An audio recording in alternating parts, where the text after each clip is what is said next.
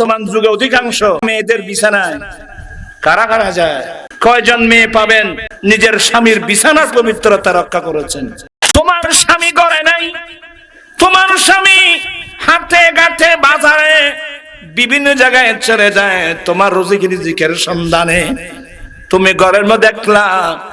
সাবধান, তোমার স্বামী ঘরে নাই, তোমার স্বামীর অনুপস্থিতিতে তোমার স্বামী অপছন্দ করে এমন কোন পুরুষকে তোমার স্বামীর বিছানায় বসাতে পারবে না। তার মানে খালতো ভাই, খালতো ভাই, মামাতো ভাই, ফুফাতো ভাই, শাস্তো ভাই, জাড়তো ভাই, দুলা ভাই, এমনকি নিজের স্বামী আফান ভাই দেবর যদি বালেগ হয়, বালেগ দেবরকে পর্যন্ত স্বামীর অনুপস্থিতিতে স্বামীর বিছানায় বসাতে পারবে না। হারাম হারাম হারাম। কি মানি? আমরা কজন স্বামী আছি আমার স্ত্রীর হক সম্পর্কে আমি জানি? কজন মহিলা আছে স্বামীর হক সম্পর্কে জানে? তো আমরা কোরআন হাদিস পড়ি না, জানবো কোত্থেকে? বুখারী শরীফের হাদিস।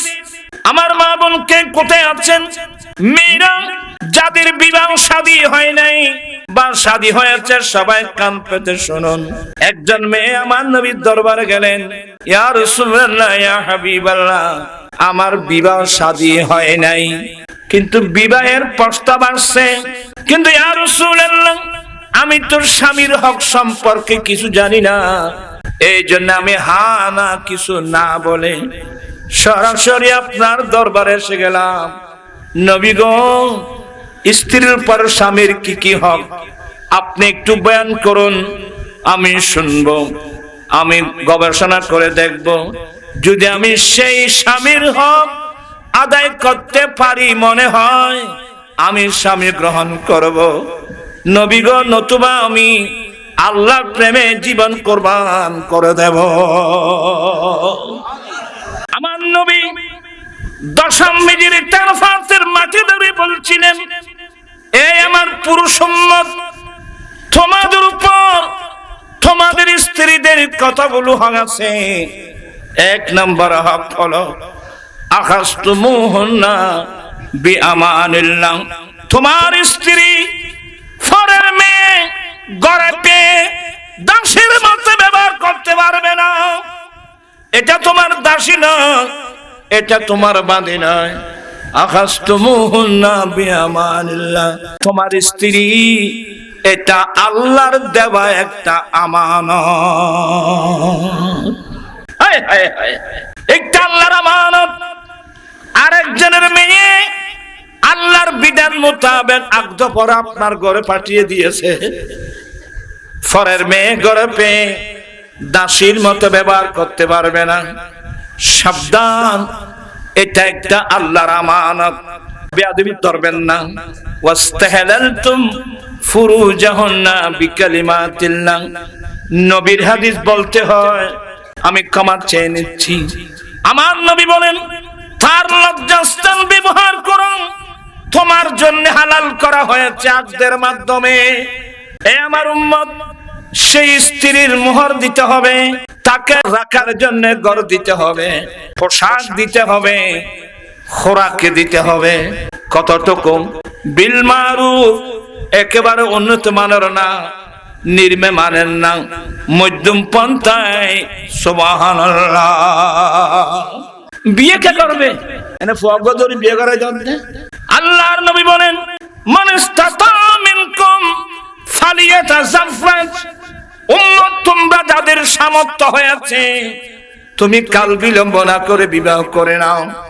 ফাইন্নাহু আগাদ্দু লিল বাসার, বিবাহ তোমার চোখের দৃষ্টি নিচু করে দেবে, লজ্জাস্থানকে হেফাজত করবে। বিয়ে কে করবে? যার সামর্থ্য। সামর্থ্য বলতে স্ত্রীর মোহর দেওয়া, স্ত্রীকে রাখার জন্য ঘর দেওয়া। ঘর বলতে ফাঁকা দালান দিতে হবে কোনো প্রয়োজন নাই। স্ত্রীকে রাখার জন্য ঘর দেওয়া, স্ত্রীর পোশাক দেওয়া, খোরাকি দেওয়া, মধ্যম পন্থায়। এই সামর্থ্য যার হয়েছে উম্মত, তুমি দেরি করবা না, সাথে সাথে তুমি বিবাহ করে নাও। কারণ এই বিবাহ তোমার চোখের দৃষ্টি নিচু করে ফেলবে, লজ্জাস্থান হেফাজত করবে। এবার আমার নবী বলেন, ওয়ামান লাম ইয়াস্তাতি মিনকুম, যার বিবাহের সামর্থ্য নাই, মোহর দেওয়া, স্ত্রীকে রাখার জন্য ঘর দেওয়া, স্ত্রীর পোশাক দেওয়া, খোরাক দেওয়া, এই সামর্থ্য যারা নাই, উম্মত তুমি তোমার যৌবনতা কিভাবে কন্ট্রোল করবা? আমার দয়াল নবী বলেন, উম্মত তুমি আল্লাহর প্রেমে রোজা রাখবা। ফাইন্নাহু লাহু বিজা, রোজায় তোমার নফসকে দুর্বল করে ফেলবে, তোমাকে নিয়ন্ত্রণে নিয়ে আসবে, তুমি গুনাহ থেকে বেঁচে যাবে। আমার ভাইয়েরা, এবার আমার নবী বিশ্বের মেয়েদেরকে বলছেন, এই মহিলার দল শোনো, তোমাদের উপর তোমার স্বামীর কিছু হক আছে। এই দুনিয়ার মহিলারা, তোমাদের উপর তোমাদের স্বামীর 1 নম্বর হক, তোমাদের উপর তোমাদের স্বামীর 1 নম্বর হক কি?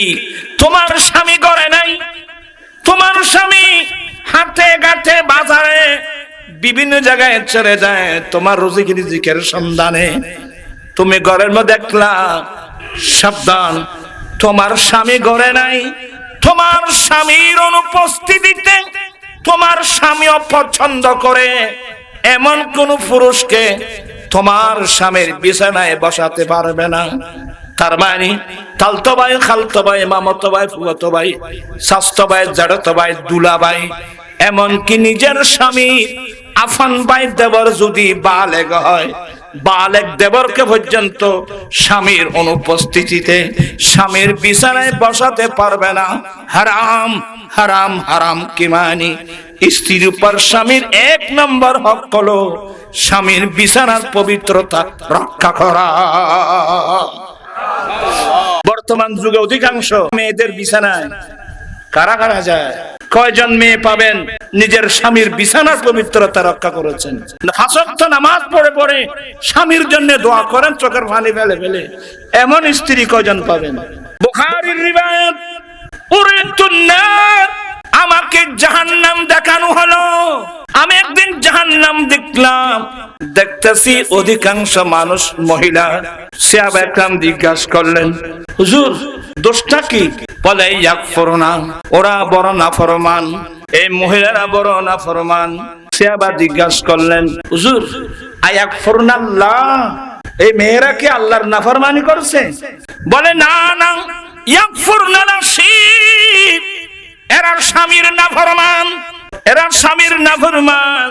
স্বামীর নাফরমানি কি কি বলতে বলতে আমার নবী বলেন, স্বামী যদি আজীবন তাকে খরমা বিরিয়ানি ফলাও, খরমা বিরিয়ানি ফুলাও, নাজ নিয়ামতের মধ্যে ডুবাই রাখে, হঠাৎ ব্যতিক্রম একদিন যদি তার ব্যতিক্রম হয়ে যায়, তখন এই মেয়ে স্বামীর এত বছরের কোরবানি সবগুলো ভুলে যায়।